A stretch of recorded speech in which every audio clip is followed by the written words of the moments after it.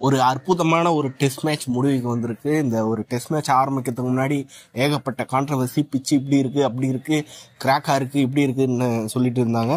ஆனால் பார்த்தீங்கன்னா அந்த அளவுக்கு ஒரு மோசமான விக்கெட் இல்லை அப்படின்ற மாதிரி பார்த்தீங்கன்னா இந்த ஒரு மேட்ச் ரிசல்ட்டே சொல்லுது. ஏன்னா கிட்டத்தட்ட 200 ரன் பார்த்தீங்கன்னா ஃபோர்த் இன்னிங்ஸில் சேஸ் பண்ணியிருக்காங்க. அப்படின்ற போது ரொம்ப ஒரு பேட் விக்கெட்டாக இருந்தால் ஃபோர்த் இன்னிங்ஸில் பார்த்தீங்கன்னா 100 ரன் அடிக்கிறதே கஷ்டம். ஆனால் இந்த ஒரு பிச்சில் பார்த்தீங்கன்னா இந்தியன் டீம் 193 ரன் பார்த்தீங்கன்னா சேஸ் பண்ணியிருக்காங்க.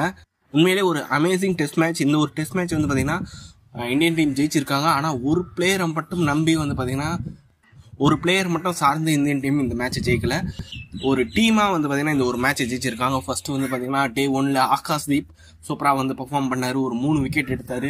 அதுக்கப்புறம் எஸ்எஸ்வி ஜெய்ஸ்வாலோட ஒரு 70, அதுக்கப்புறம் த்ரூ ஜூரல், அதுக்கப்புறம் குல்தீப் யாதவோட ஒரு பார்ட்னர்ஷிப். அவங்களோட பார்ட்னர்ஷிப் பார்த்தீங்கன்னா ஒரு முக்கியமான ஒரு கட்டத்தில் வந்தது. அதுக்கப்புறம் குல்தீப் யாதவ், ரவிச்சந்திரன் அஸ்வினோட பவுலிங்கில் ஒரு பார்ட்னர்ஷிப். அதில் பார்த்தீங்கன்னா ஒரு சூப்பரான ஒரு பவுலிங் டிஸ்பிளே பண்ணாங்க. இந்தியன் டீம் பார்த்தீங்கன்னா இங்கிலாந்து டீமை 145 ரன்னுக்கு பார்த்தீங்கன்னா ஆல் அவுட் பண்ணாங்க. அதுக்கப்புறம் ஃபோர்த் இன்னிங்ஸில் ரோஹித் சர்மா, எஸ்எஸ்வி ஜெய்ஸ்வாலோட ஒரு சூப்பரான ஒரு ஓப்பனிங். அந்த ஒரு ஓப்பனிங் கொடுத்ததுனால தான் பார்த்தீங்கன்னா இந்தியன் டீம் ஒரு கம்ஃபர்டபுளாக இந்த ஒரு மேட்சை ஜெயிச்சாங்கன்னு சொல்லி ஆகணும். கிட்டத்தட்ட ஃபர்ஸ்ட் விக்கெட் பார்ட்னர்ஷிப்க்கு பார்த்தீங்கன்னா 80 ரன் அடிச்சிருந்தாங்க. கில்லோட பேட்டிங் பார்த்தீங்கன்னா செகண்ட் இன்னிங்ஸில் எப்போவுமே நல்லா இருக்கும். அது இப்போ கிடையாது, அவர் டெபியூட்டான சீரீஸ்லேருந்து பார்த்தீங்கன்னா அது அவருக்கு என்ன சாபம் தெரியல. ஆனால் செகண்ட் இன்னிங்ஸில் நல்லா விளையாடுறாரு. சாபமா வரமா அப்படின்றது தெரியல. கடைசியாக பார்த்தீங்கன்னா சுப்மன் கில்லும் த்ரூ ஜூரலோட பார்ட்னர்ஷிப் 2 பேருமே பார்த்தீங்கன்னா ஒரு மேட்ச் வின்னிங் பார்ட்னர்ஷிப். கடைசியில் பார்த்தீங்கன்னா இந்த ஒரு மேட்சை இந்தியன் டீம் பார்த்தீங்கன்னா 5 விக்கெட்டில் ஜெயிச்சிருக்காங்க. த்ரூ ஜூரலுக்கு man of the match award கொடுத்துருக்காங்க.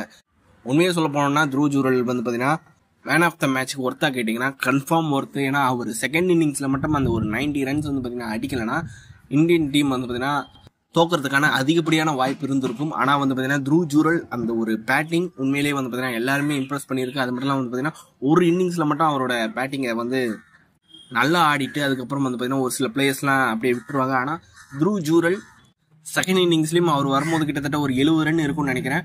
அந்த அளவுக்கு ஒரு நல்ல ஒரு டெம்பர்மெண்ட் காமிச்சாரு. அந்த ஒரு டிசிஷன் மேக்கிங், ஒரு கண்ட்ரோலோட விளையாடினாரு. அந்த ஒரு கண்ட்ரோல் உண்மையிலேயே நல்லா இருந்ததுன்னு சொல்லி ஆகணும். பயங்கரமாக எல்லாரையும் இம்ப்ரெஸ் பண்ணியிருக்காரு த்ரூ ஜூரல். அவருக்கு ஒரு மேன் ஆஃப் த மேட்ச் கிடைச்சது பார்த்தீங்கன்னா எல்லா ஃபேன்ஸுக்கும் ஒரு சந்தோஷமான விஷயம். அவர் மட்டும் இல்லாமல் பார்த்தீங்கன்னா ரவிச்சந்திரன் அஸ்வின் ஒரு 5 எடுத்திருக்காரு. குல்தீப் யாதவ் பேட்டிங், பவுலிங் எல்லாத்துலேயும், ஃபீல்டிங் கூட பார்த்தீங்கன்னா குல்தீப் யாதவ் நல்லா பண்ணியிருக்காரு இந்த ஒரு டெஸ்ட் மேட்ச்சில். இந்தியன் டீமை பொறுத்த வரைக்கும் 2 பேர் தான் பர்ஃபார்ம் பண்ணலன்னு நினைக்கிறேன். ஒன்று பார்த்தீங்கன்னா ரஜத் பட்டிட்டர், இன்னொன்று பார்த்தீங்கன்னா சர்ஃப்ராஸ் கான். மற்றபடி இந்தியன் டீமில் எல்லாருமே பர்ஃபார்ம் பண்ணியிருக்காங்க. அப்படின்ற போது ஒரு கூட்டு முயற்சி கிடைச்ச வெற்றினே சொல்லி ஆகணும். ஓவரால் இந்த ஒரு மேட்ச் ஜெயித்தது மட்டும் இல்லாமல் பார்த்தீங்கன்னா இந்த சீரீஸும் இந்தியன் டீம் பார்த்தீங்கன்னா 3-1 அப்படின்ற மாதிரி லீடிங்கில் இருக்காங்க. 5th டெஸ்ட் தரம்சாலாவில் நடக்க போகுது.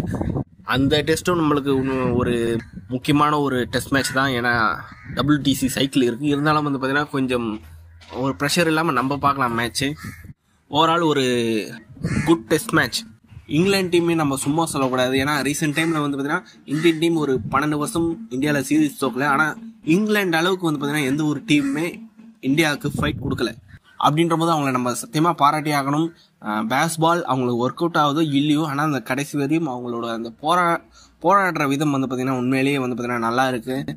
இனிஷியலாக பார்த்தீங்கன்னா இந்தியன் டீம் இந்த ஒரு சேசிங்கில் ஈஸியாக ஜெயிக்கிற மாதிரி இருந்தாங்க. இருந்தாலும் பார்த்தீங்கன்னா பென் ஸ்டோக்ஸ் ஏதோ ஒன்று பண்ணி இந்தியன் டீமை பார்த்தீங்கன்னா கொஞ்ச நேரத்துக்கு பார்த்தீங்கன்னா கண்ட்ரோலில் வச்சுருந்தாரு.